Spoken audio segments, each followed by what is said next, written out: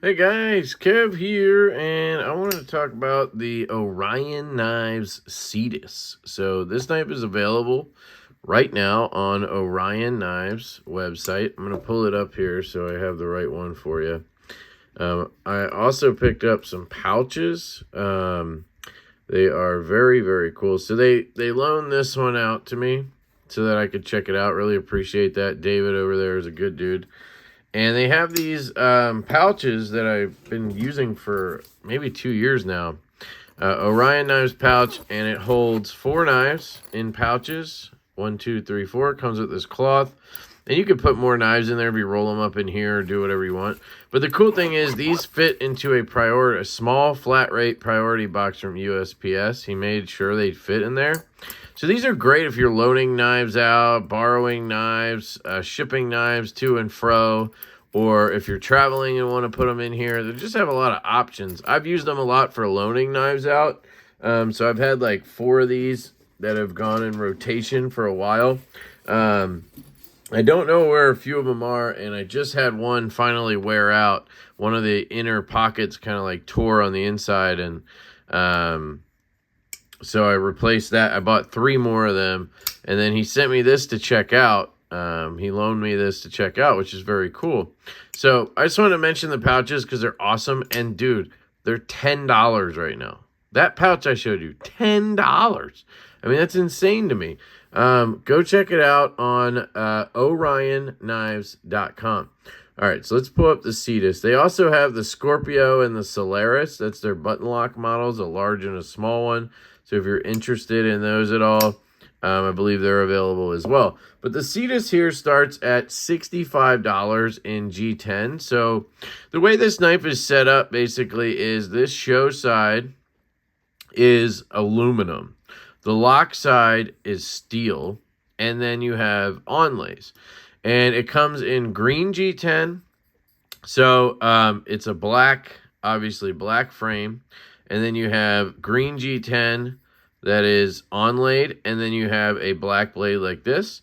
They have this version with the wood. It's Amboya wood and black. And then they have one with a stonewashed, it looks like a stonewashed frame with the wood and a stonewash blade. And then they have a stonewash blade one with black G10 and stonewashed frame. So you have 4 options: $65 for the G10 one, $75 for this wood version or the stonewashed wood version. I'm going to see what other information I can get here. Let me see, there's a lot. A 14C 28N. It says OEM DAV Gear.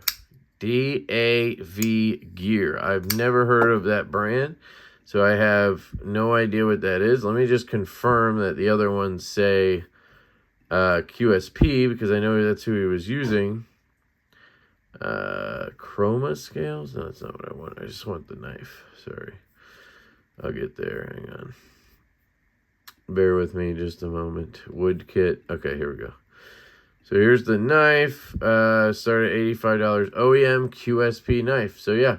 DAV Gear. DAV Gear is the OEM. So I don't know who that is. So I can't tell you what their normal quality is like. You'll have to be the judge of that, I suppose. But I think $75 for a budget knife like this feels good. There are some things that are, I have some gripes, but I think for $65 to $75, it's on point. Aluminum, steel, and wood, and then a nice hollow grind. It's done pretty well. It's 4 ounces or 20 quarters. That's right. David, he's a reviewer as well, Blade Banter, and he likes to review and give you the weight and change, so that way you can feel it, which makes sense, but it also doesn't to me, because you're going to put those quarters all like in one stack, and that's not going to feel the same as it spread out like this. So that change is always going to feel heavier, I think. It's a 4.57 overall handle, 3.95 grip area, 1.43 closed height. So that is like this right here. It is 6060 aluminum show side with a 420 stainless lock side, stainless hardware, T8 D-shaped pivot, T6 body and clip screws, designed and based in Oregon. Cutting edge 20 to 22 degrees. That's cool that he gives you that because people always ask me that. 0.126 on the blade stock and 3.4 inch cutting edge, 3.6 inch blade. So there you go. Those are your specs, folks. I don't know what the backspacer is made out of. I'm going to assume it's maybe steel. Maybe it could be aluminum, I guess. It takes me right to the frame there and away from the backspacer. So I think it's going to be aluminum on that backspacer, but I can't be positive. But yeah, so let's talk about this knife a little bit. Ergonomics are good. It has this overall boomerang shape to it, and that makes it comfortable in the hand because it kind of points you the way you want to go. Like my hand wants to just curve that way naturally, my wrists and everything, and then my thumb lands here. So it's very comfortable for a large glove size hand. It literally is probably the perfect size. The way it has, you know, a little bit of a guard here and a little swell here. If you had larger hands, you'd be able to put your pinky here, which is nice, but I don't, and they all fit in there, and it feels very comfortable. My thumb lands right here. I would like to see that jimping come out a little further, just because even for me, I kind of come up here. But yeah, it's comfortable. If you're at a gas station Friday night, this thing can do some damage, guys. You got a raptor claw, basically, in your hands. You have a good landing point here, and, you know, you can do slices. Not going to be very comfortable like this, but you could do it, I guess. But this is where it's at if you're at 7-Eleven. Yeah. Aesthetically, I would say not really my thing. I'm not a big fan of the boomerang or pistol grip type knives. It just doesn't do it for me. I do like the blade shape quite a bit. You guys know I like Warnies, sheep's foot, stuff like that. So I do like the blade shape. I like the hole. I like the fuller. All of that looks good. The nice hollow grind, I mean, it's thin, man. It comes down nice. They did a great job with the grind on this. Really dig that quite a bit. So I like that. I like the finish on the blade. Usually I hate a PVD with no stonewashing, but it does have sort of a look to it like it's stonewashed. I like it. They did a pretty good job with that. We should probably check the edge on this puppy. Here's some paper. Did I mention it was 14C? I don't know if I did. It's sharp 14C, 28N steel. I'm good with that. You have the logo kind of along the back here. You know, I'm a take it or leave it guy on that. They already have the kind of Orion's belt here. For me, that's enough. If this was my design, I'd be like, yep, that's perfect. We got enough on there. Well, I wouldn't have anything on there, but, you know, that's enough. So having it back here, I don't know. I mean, you don't really see it when it's in your hand. It's not a big deal. That's maker's choice, essentially, or, excuse me, designer's choice. Some of us don't like putting our logos anywhere on the knives. Kind of let the design speak for itself, and others like to put the branding on there because they're proud of their work, and that's 100% fine. There's no problem with it. Just my taste. I don't like it. That's all. We should talk about the action on this knife. It has a flipper tab that is angled down, and when you have a flipper tab angled down like that, you need a good detent, because if it's not good, it's just going to kind of flop to here, and then you're done, right? And that's not good. But this knife has a stout detent, to the point of being too strong in a sense, and we'll talk about that. But the flipper tab is amazing. It fires out of there extremely well. Push button, I guess that's more of a light switch, but it kind of feels like you're doing a push button, and then you end up kind of switching down because of the flipper tab. But works great. You can do it right-handed, left-handed. I have a little bit of a sore thumb because Jack Wolf got me, but it's great. The flipper tab's really good. You do have a hole, right? And this is where the detent is a little too strong for me. Right-handed, I can muscle it out usually, no problem, and get it. But it's a little, you know, awkward. Left-handed, I can do the same, but again, just feels a little too, like I'm just fighting it a little too much to get it out. But once I kind of get it down and I get the right angle of where I need to kind of put everything, and it works, right? The clip digs into me a little bit there, a little bit of a hot spot right here, because it does mount really close to the rear, and this is kind of, you know, that 90-degree angle or whatever. You have a fuller, and you can flick off of that fuller, so that's cool. Haven't tried it lefty. Yeah, can do it. So you can just get lower instead of using the hole and having to fight the detent because it's closer to the pivot. You can just get down here and do that. It kind of works. Thumb flick. Again, you got to dig in and give it a flick. Definitely easier right-handed because you have more room here. Just a matter of like getting it. Ooh, there you go. So I'd say it's primarily a flipper knife with the option to use a fuller to or a hole there to do the reverse flick. Now I think he specifically sent me a very strong detent, knowing that I'm, you know, very picky about detents. So it's probably my own undoing on that one. The centering on this is off.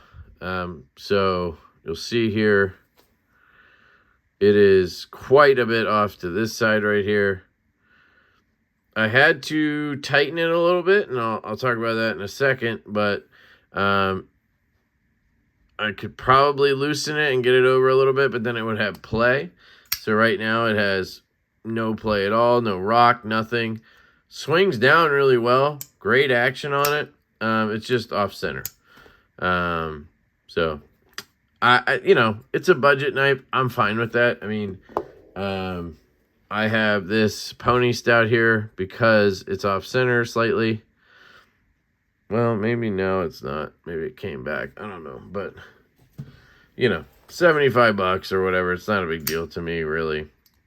The lock bar, because of that detent, obviously it's a stout detent, so that means you have a good amount of lock bar pressure. There can be other ways to get a stout detent, but in this case, that's what's happening.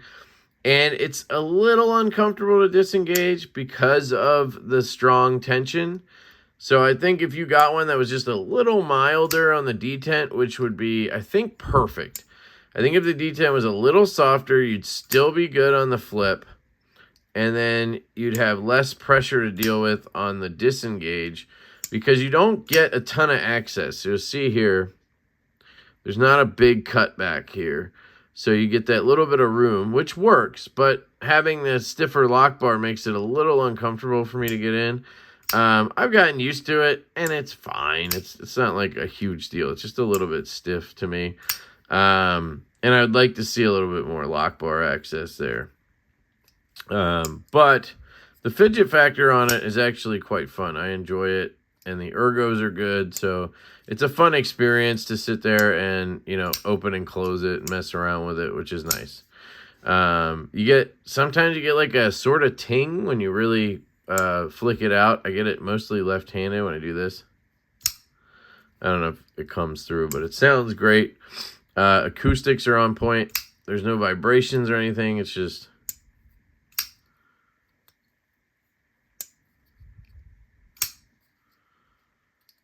So there's that. The last issue that I have with it is the scales. So here's the original scale. I actually just got this scale in the mail today to put on here. You'll see this is cracked right here. Oops. It was already cracked, so it was screwed already, but I don't know if it's a softwood or what. Yeah, it's pretty soft. Kind of feels plywoody a little bit. And he has a warning on his website. I didn't know this because I didn't order it on the website. He sent it to me to review. I had no idea. And when I was swapping the clip, because I'm left-handed, I wanted to see how the clip swap. It actually came with 2 clips, so that threw me off a little bit. I didn't know if there was like a lefty and a righty clip. But like this one seemed like it was a little bit of a lighter color, so I didn't know if it was just 2 options. I wasn't sure what was going on there. Still am not. And there is a warranty card in here, so you do get a limited lifetime warranty with them. And David's great. You just hit him up if you have an issue. it wouldn't bother me in the least to recommend the knife. If anybody has an issue, he's going to take care of it. So that's not a problem at all. But I do think he should put a card in about the scales, because he has sort of a warning on the website that says, or a disclaimer that says, hey, do not over tighten these. You need to put them in kind of loose, essentially. I don't know. Let me see if it's on here, because I haven't actually looked at the disclaimer. Okay, so here, the beauty of wood is that each one is like a fingerprint. Wood is not book matched, split and paired from the same piece of wood. There may be a different pattern from the show side. Follow the wood care procedures. Dropping or over tightening hardware may cause fractures.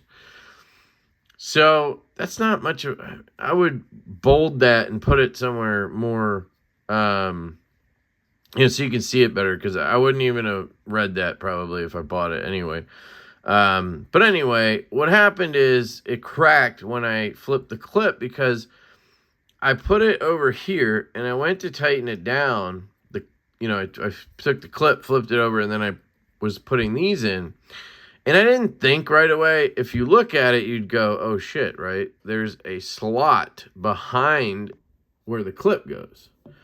So the clip actually slides into this slot. That's why it doesn't look like, hey, where's a cutout? Like, where's the clip go, right? The clip slides in to that slot right there behind the wood. It's kind of hard for you to see, isn't it? There you go. You can see it there, right?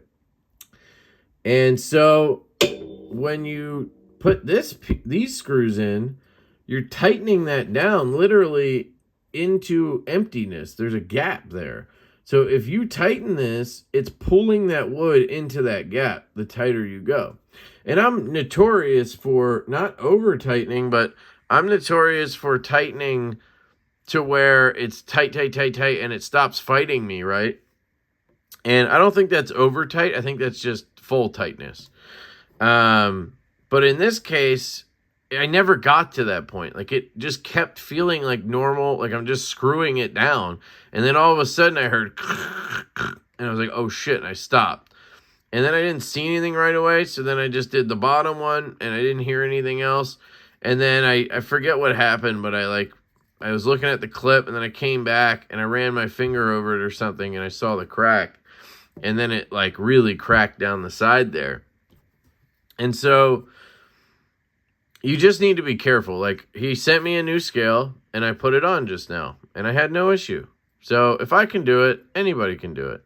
And I think the G10 is going to be stronger. You're going to have less of an issue with G10. But if you crank it down, you could have that issue. So that's just something to keep in mind with this knife I wanted to point out. But, as stated before, warranty and the fact that David's awesome, he just sent the scale out, and, he was great about it, and it's taken care of. So it's not really a huge deal, honestly. Me, personally, I would probably just avoid the wood. I just wouldn't buy the wood. And I normally wouldn't buy wood anyway. I just asked for this one because I thought it'd be cool to check out the wood version. So, yeah. But the clip is solid. It's a nice deep carry, sort of budgety clip. It's got good retention, works great. I think the weight makes sense for this knife. I think the action's really cool on this knife. Yeah, I think it's a unique and cool knife. And I think he was trying to do something different here and have, the aluminum with the steel and then the wood or the G10 and just have it be different. Not everything is, put together that way. And I like that. The hollow grind's excellent. If you're looking for something to actually use and work with, I think you would really like this knife. So that's kind of where I'm at with it. I like that it has onlays, so it covers up that lock bar. So as a lefty, I don't have to worry about lock bar pressure, I like that it has a good reverse grip for those people who care about tactical stuff. I don't really, but I like to talk about it because I'm weird. What else? It's on bearings, which is nice. I like the 14C. I like the price point, $65, $75. It's sold direct, I think, right now. on orionknives.com. So you're supporting a small business. Definitely do that. So, yeah, there you go. That is the Orion Knives Cetus. And I really appreciate David for sending this my way. Thank you, dude.